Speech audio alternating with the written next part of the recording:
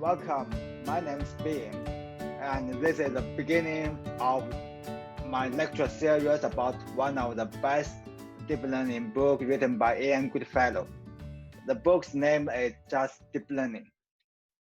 I'm a researcher and engineer in the field of artificial intelligence for several years, but I still found I don't have a very good foundation of this field. Because when I entered into this field several years ago, there isn't any comprehensive books like this to help me get a very good solid foundation or have a very good global view of the whole deep learning world. I just dive into some very specific applications and read the very related papers and do the very related projects. So nowadays, I think I really need to rebuild my foundations, and so I choose to read these books to get more get some very basic ideas, basic concepts, and some very useful practical tips, um, and also some very advanced research topics. And so the reason I started to do this video lecture stuff is that I want to practice the very famous idea of learning by teaching. I have heard it many times, and I think it's a very good idea. So in this time, I really hope to practice these ideas. And therefore, when I achieve a milestone in my study, I will make a reputation and do and give a lecture here to pretend that I'm teaching to a big classrooms. So I think this in this way it can really help me in my study, and if you can get some ideas and a good point from my video, I will be very glad. I will be very glad. So actually, there are already some very good lecture videos about this book in YouTube. Some of them are delivered by the author. So I think I will also post the links below of some other videos about this book for your references. So if you are watching my video, I thank you very much, and I hope you are doing very well, and I hope you can really get something from my lecture. So let's get to the next part. The first lecture is about the introduction about deep learning. It's actually the first section of this book. In the introduction part, we will focus on three questions. The first is that what's deep learning? Because this book is about deep learning, so at first we should have an insight about what's deep learning. And second part is about who should read this book. And so what's the organization of this book? And the second part is about some very historical trends in deep learning. In this part, you will get more, maybe you will get more understanding about this field and about develop some history about this field, and maybe you can also see some future trends. So let's go to the first part. So before we get some definition about deep learning, we will have another big word, that is AI, artificial intelligence. AI is actually a dream of many researchers and engineers. And it's the desire of creating machines that can think like a human, or maybe think better than human. This idea actually dates back to at least the time of ancient Greece. So it's very old ideas, and actually you can see AI in many fictions, many novels, or in the movies or some TV series. It's a very fantastic um, and very exciting field. And when computers were first invented, the work of AI and started. But after so many years of work, we found that the real challenges in AI is that to solve some very intuitive tasks that are very easy for people to perform, but hard to describe formally.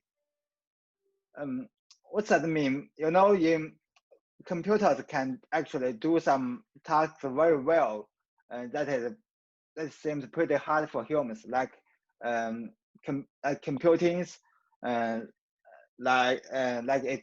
computer can store a lot of information and can also help us to retrieve this information very well. But some tasks that seems very intuitive or direct or direct or direct for our humans seems very challenging for computers. Um, these tasks are usually related to our intelligence, such as how to understand the image, how to do the speech recognition, and more advanced how to understand the language. So these tasks are extremely challenging for computers because it's also very hard to describe. We actually we don't know how we humans do this task in our brain. So it's nearly impossible for us to just translate the method to recognize images into several lines of codes or programs. So these tasks are the real challenges to achieve the dream of AI. Deep learning is a solution to AI, and it's believed to be the most promising solution as far as we know. But is it the final solution to AI? We don't know. It's still open questions about what's the solution of AI. So, but in deep learning, and it allows computers to learn from experiences, learn from data, and understand the world in terms of a hierarchy of concepts, with each unit defined in terms of its relation to simpler concepts. It's still very complex definition, but we can just look at these examples. And this is just a showcase of the deep learning networks. It has a hierarchical structures, and it's just a repeated of very simple unit, and we stack and build it into a very complex networks, and it can help us do some tasks. It has the ability to learn from data and fine tune the parameters. One key idea in deep learning is representation learning. Representation really matters in almost every task in machine learning. Let's look at this example. In this figure, we will have this task. That is, we need to draw a straight line to divide these two kinds of dots, the blue-red ones versus the green triangle ones. We need to have a straight line to do this classification. So in the left side, we present this figure in the Cartesian coordinates. In this view, we see it's not impossible to draw a line to make a classifications.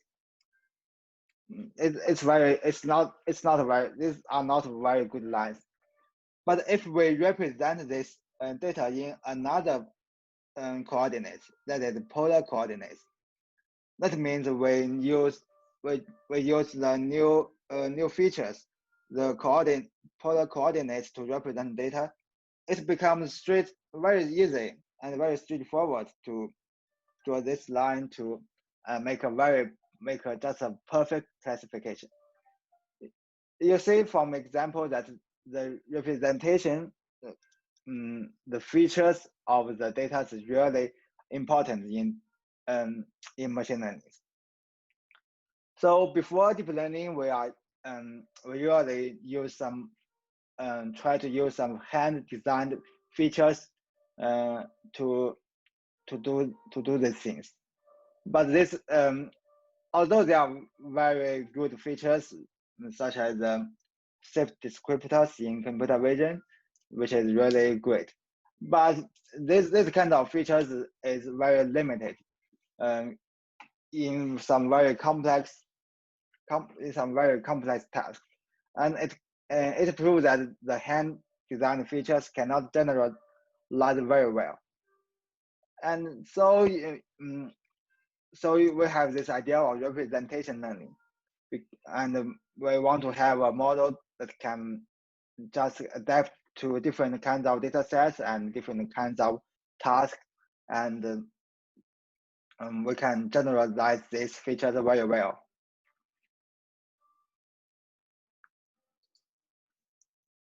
So another idea in deep learning is obvious, is very obvious, that is deep. In deep learning, we want to use a deep networks to help us learn a map and to a mapping from the raw input to the task output. The network, the deep network is just a kind of repeated compositions of very single units. You see, this figure shows examples of our deep neural networks to do the object detection task. You see, in these networks, every single unit is actually very similar or very actually the same. They are very simple, and most units just have a very single functions. But when we compose these units or stack these units to form a very big and complex networks, it can have great power to do this very complex task.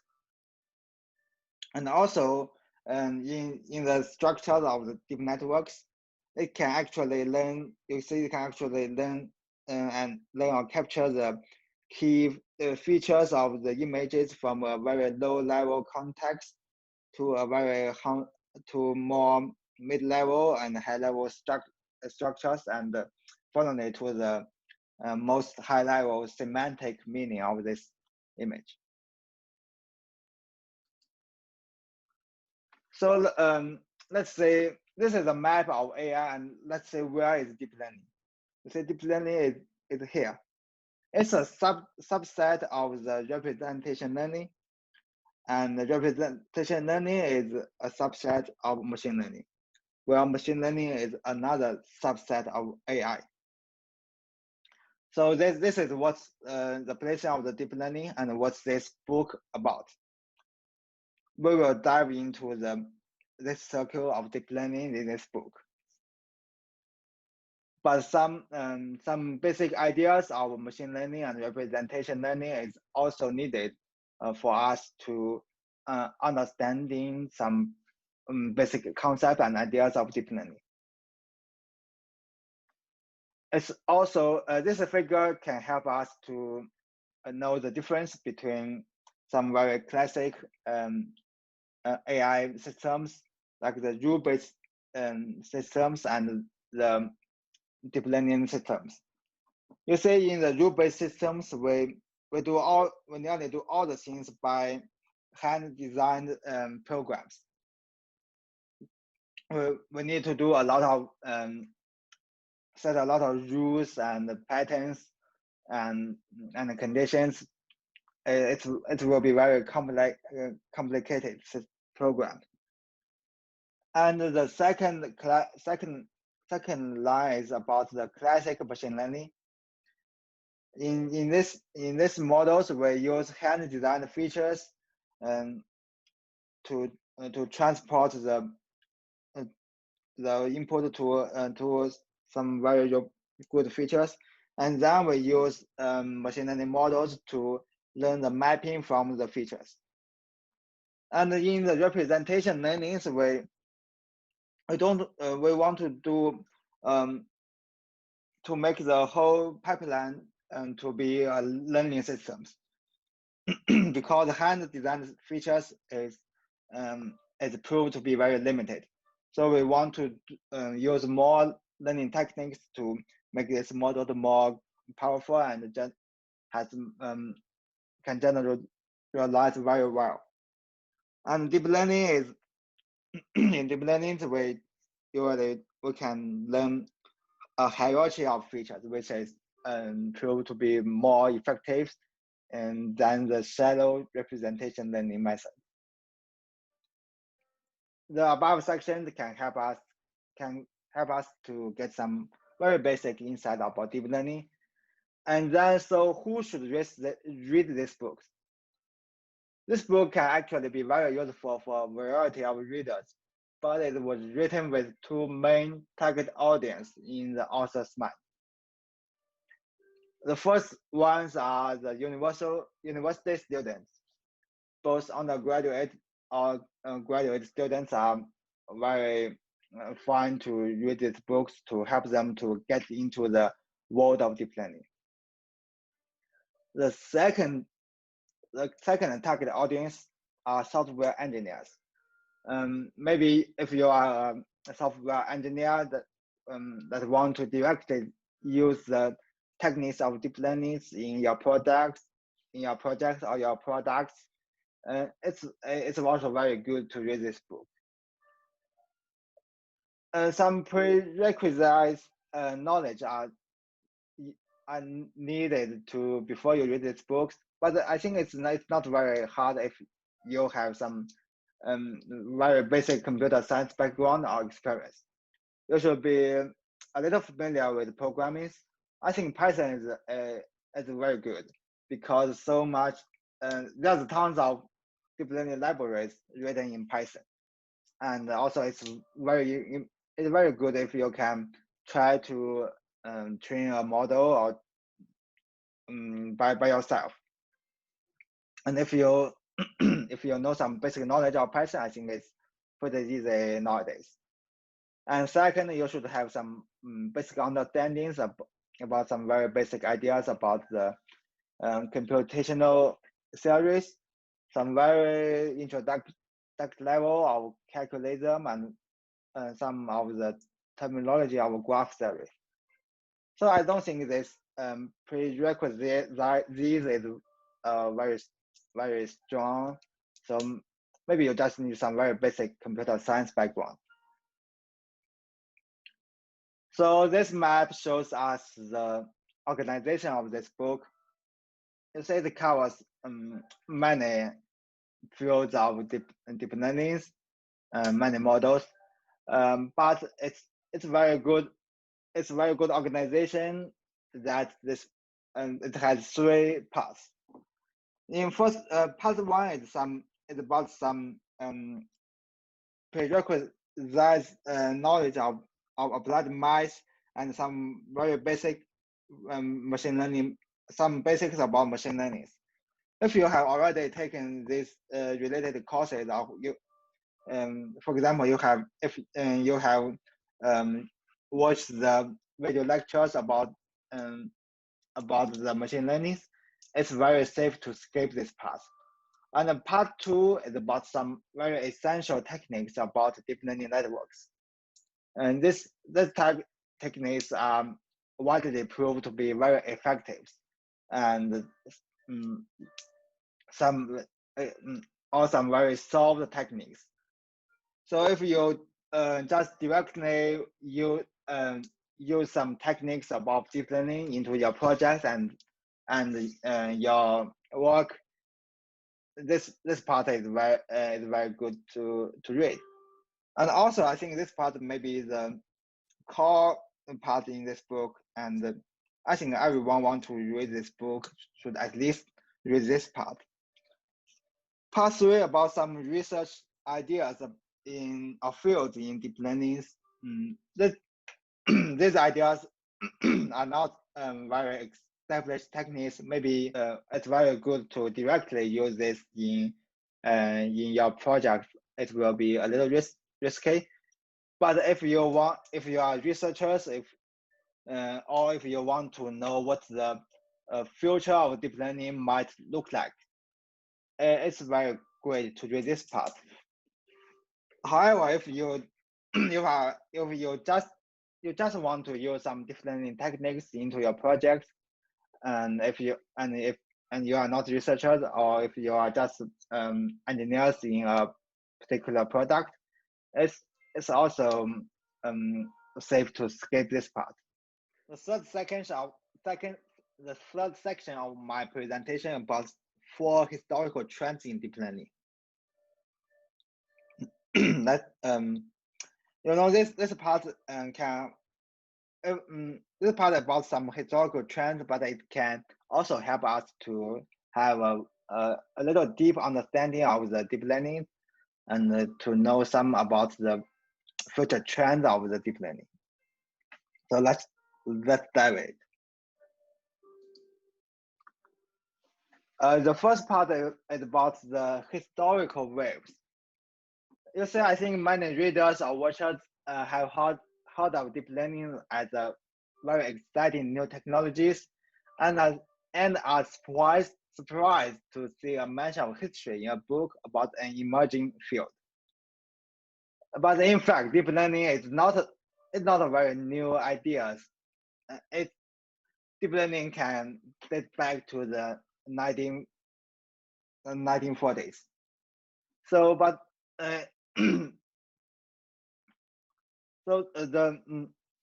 actually there are 3 historical waves of artificial neural networks, and we are now at the 3rd wave, which is too recent to appear in this figure. But in history, deep learning, we don't call it deep learning. It has some other names like cybernetics in the 1st wave, and connectionism and neural networks in the 2nd wave. And now we have a much modern and much popular name, that is deep learning.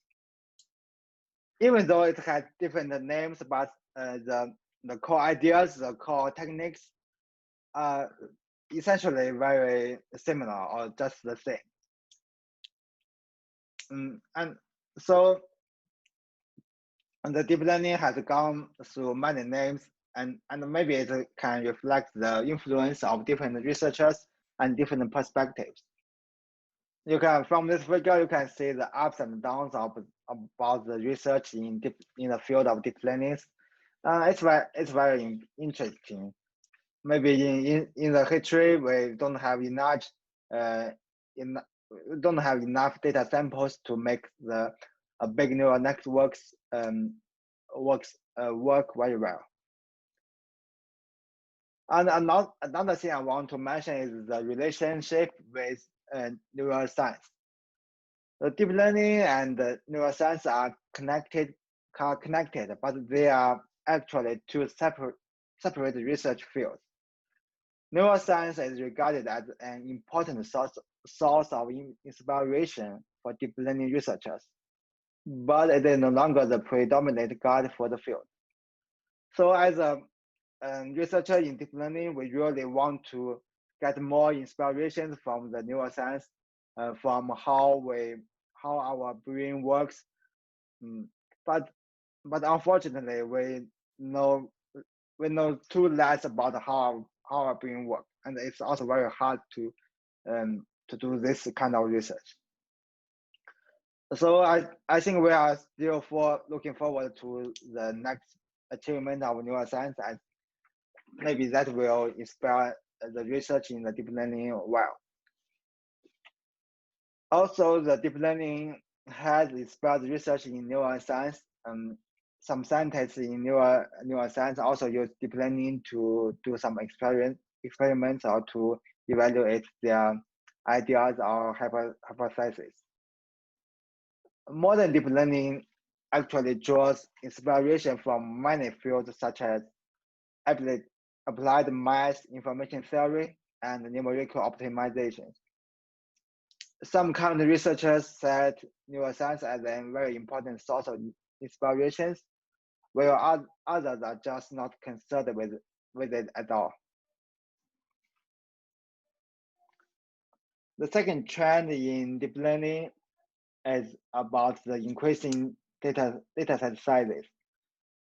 So in these figures, it shows some very famous names in the field of statistics and deep machine learning. So you see the size of data set is increasing with as the year. So actually the deep learning models are filled with larger data samples. The availability of the greater data set actually makes some ideas about deep learning works. It's very important. It's very important. Also, because of the digitalization of the world, we can make the we can be able to build a very larger and larger data set that is can reflect more about the real world. Another key reason for the success of deep learning is the increasing model sizes. You know, one important idea about deep learning is its depth. So it's really very important to be able to train a very large and very deep models. Nowadays we have the more and more powerful computational resources to help us to run much larger models. And this is still one of the most important trends and expected to continue well into the future. This figure shows the connections per neuron about deep learning models.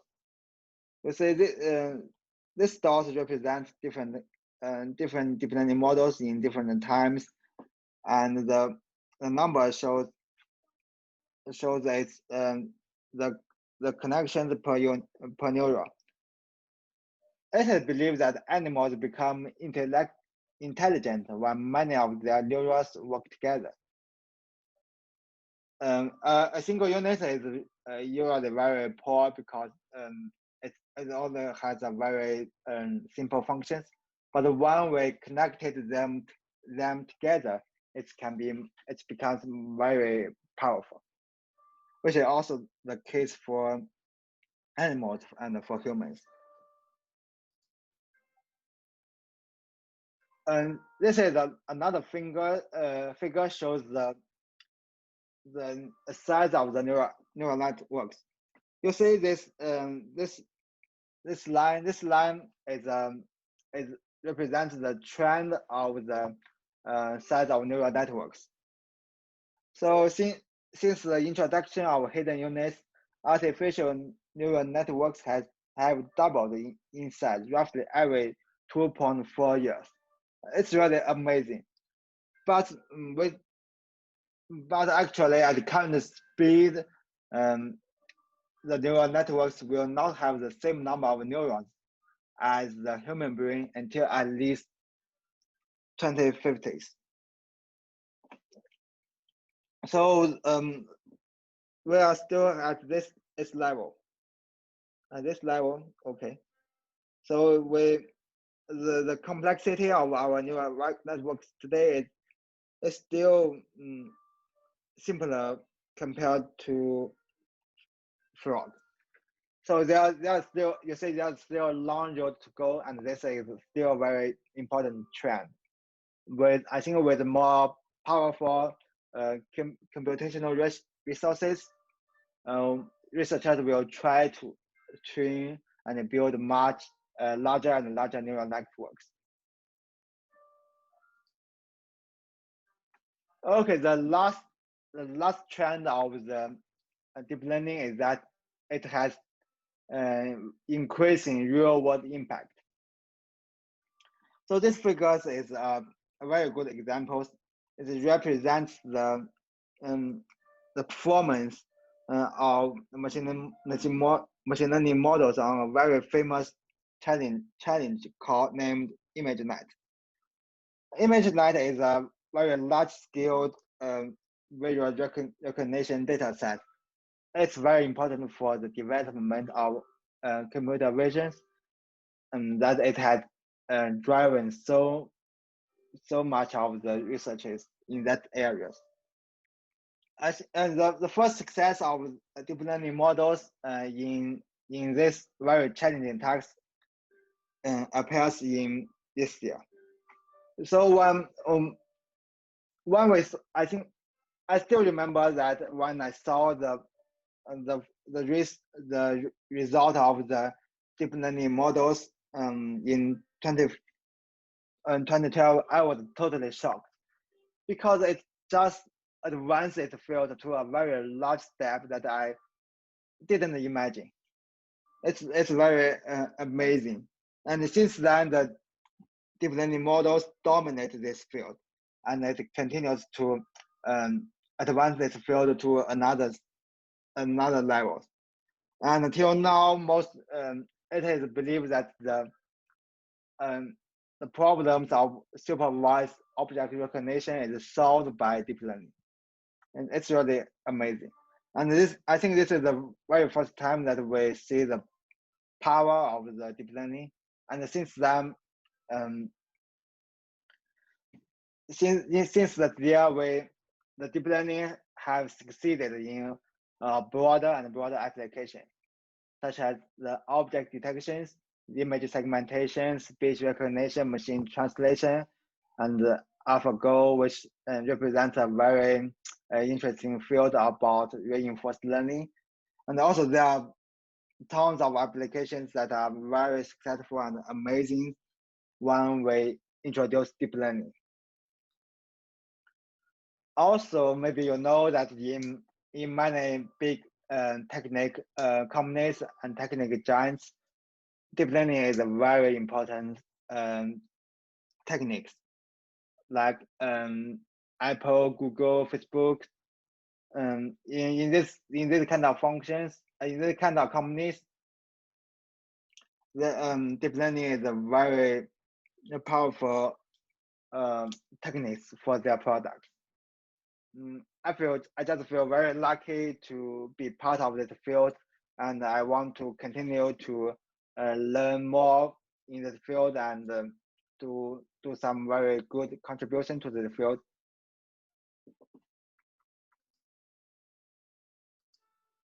Okay, that's the end of the introduction part. Thank you for watching. If you have any suggestions and recommendations, just feel free to leave your comments or contact me. Thank you very much.